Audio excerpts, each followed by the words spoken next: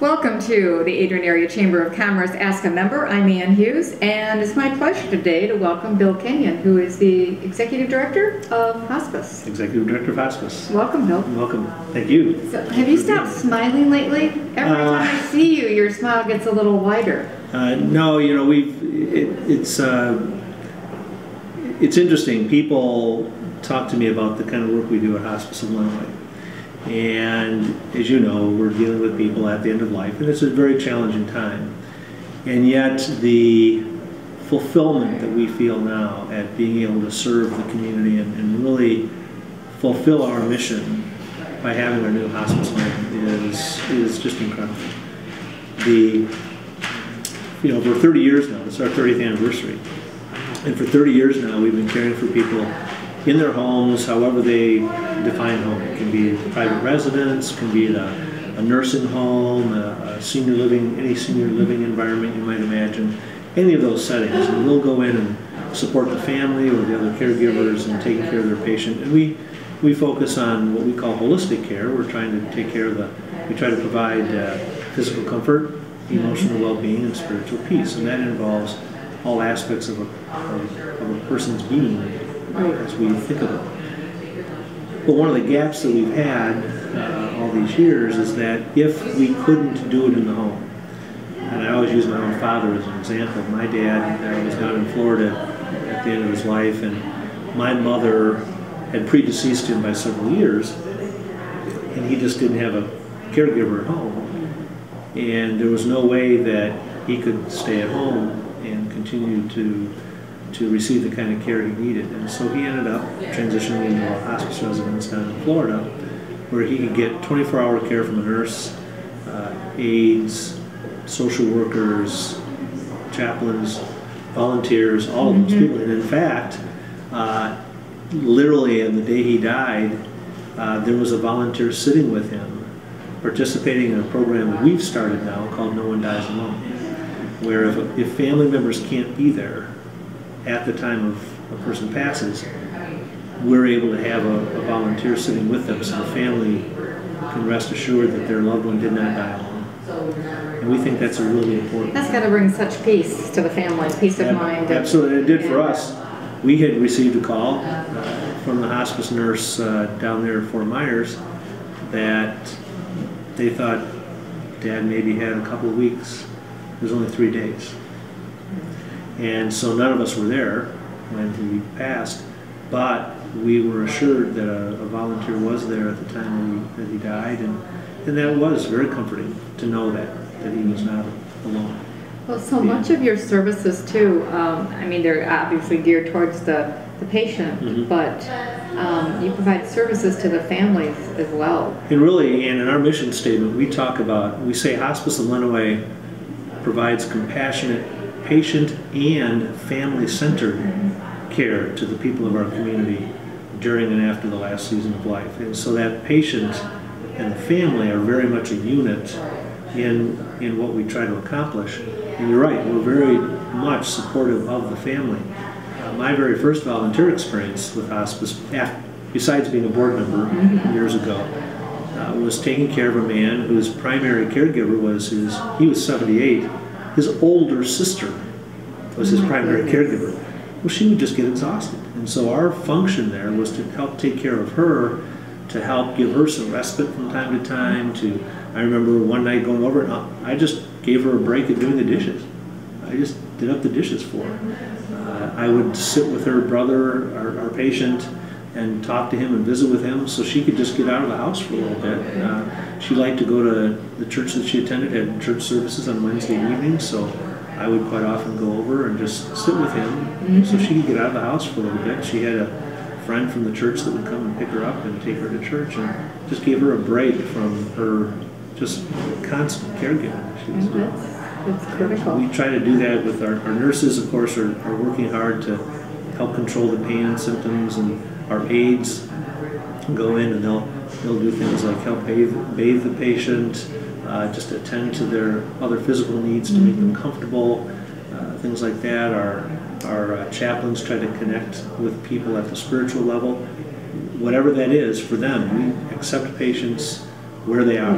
We don't try to impose a particular religious belief on them. We accept them where they are, and if they've lost connection with the church and they want to reconnect, we help them do that. Sometimes we actually work with the churches themselves to give them some advice and counsel about how they can do some of their own form of caregiving for the patient, that type of thing. Our social workers help the families connect to resources in the community. Many of our patients struggle financially. They're dealing with an end-of-life illness, and it's very expensive, and sometimes they need to connect. We also help them make sure that they've done all of the what we think of as end-of-life documentation. Do you have a will? Do you have what we call advanced directives? Have you told your family, both verbally and in writing, how you wish to be cared for if you can no longer speak for yourself? That's really important. So our social workers help do that. And like I say, our volunteers serve in a number of capacities in the patient's home and do a variety of things. Tell us about the hospice residents, what it's like, how many people it can take care of, and what goes on there. Well, we have 8 private rooms at the hospice home. The hospice home is designed to serve really 2 types of people. People, again, like my father, who had no caregiver at home. That would be one person, and the other kind of related to that is where there is a caregiver at home. The caregiver is maybe an older spouse or a similar age spouse who really find that it's too difficult to do it at home, and so that patient can actually choose the hospice home as an option. The other one that's perhaps more critical, and actually for us is a higher priority, is we get those patients who, mostly near the end, mostly it's in the last few days, their pain or symptoms get very, very difficult to control without a nurse being able to monitor them very regularly. By that I mean, literally minute to minute, hour to hour. That 24-hour nursing care is really critical to help keep that person comfortable, and that's the most important use of the hospice home, because we do have RNs on duty 24 hours a day. We've had people, we opened our doors to patients on July 20th, and we've had several people that have passed from this life in that setting, and it's just remarkable, some of the stories we hear. We had a woman who came to us, and when she actually came to us, she was in a coma, and during her stay she came out of the coma and talked in great detail about the angels she could see in her room. And that was really powerful for the family. Each room has obviously a bed for the patient and windows that go from floor to ceiling. So when the patient's lying in bed, we refer to it as the view from the pillow. They can see everything. There are flower beds outside each room. They can see the sky.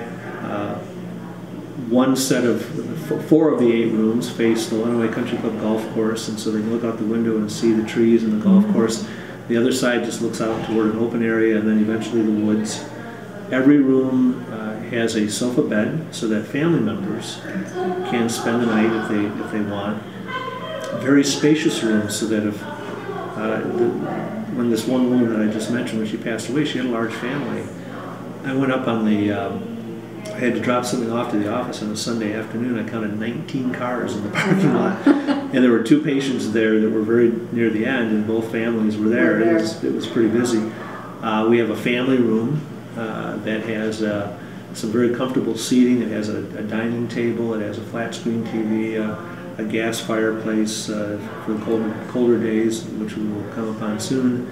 A patio outside that family room, so family members have a place to kind of go for a few minutes when they just need to get out of the room for a little bit. Perhaps my favorite feature, though, is that every room has a patio, its own patio, and the door, is wide enough for the patient's bed to go right outside.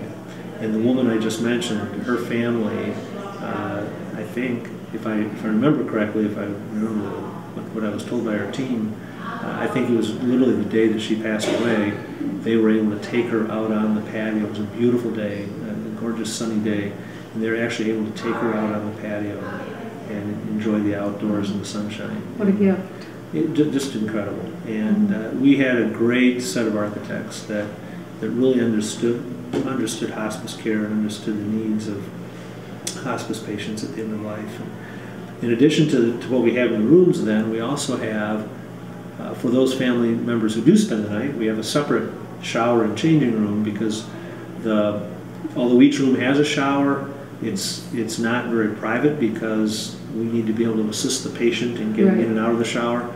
So we have a separate room down the hallway that has lots of privacy, a door that locks and things like that, so they can take. And then another room that is pretty special is a hydrotherapy room that has a pretty large sized tub with spa jets in it. Has a lift mechanism that we can use, and we can actually roll into the patient's room. It has a stretcher on it. We can transfer the patient from the bed to the stretcher, roll them back into the hydrotherapy room. The tub can already be filled and up to temperature, and we can simply use that to lower the patient right into the tub. That must feel so good. And we've heard stories from patients that we care for in their homes that even though our aides do a great job, giving sponge baths and things like that, if there's a way that they can figure out to give a patient a real bath, they so appreciate it. Yeah. So this gives us that opportunity in the hospice home to do that, to do just that. That's great. You and I could sit here and talk all day, but our cameraman is giving me the sign over there, so we will definitely have you back, and I want to hear more about your story. When I first met you, you were an attorney at Standard Federal Bank, and then went to Adrian College, and now you obviously found your niche. You already are what you want to be when you grow up. It's a privilege to be doing what I'm doing. It's a privilege to hang out every day with the team that I hang out with. I mean, who wouldn't want to hang out with the kind of caring and compassionate people that I get to hang out with every day? It's amazing. So we will do this again. But in the meantime, if somebody wants to contact you about your services or any other volunteer opportunities, how do they get a hold of you? Just call us at 263-2323, and we will direct them to, if they just explain to the receptionist what they're interested in, we'll direct them to the right person. I would say, Ann, that if people have questions about hospice care and are wondering when is the right time to call, the right time to call is now to get their questions answered. It doesn't cost anything to ask a question. And in fact, because of the hospice Medicare benefit and the insurance benefits that are available, hospice care doesn't cost anything. Okay. Bill, thank you very much. Well, thank you, Ann. I really appreciate it. Thanks. Take care.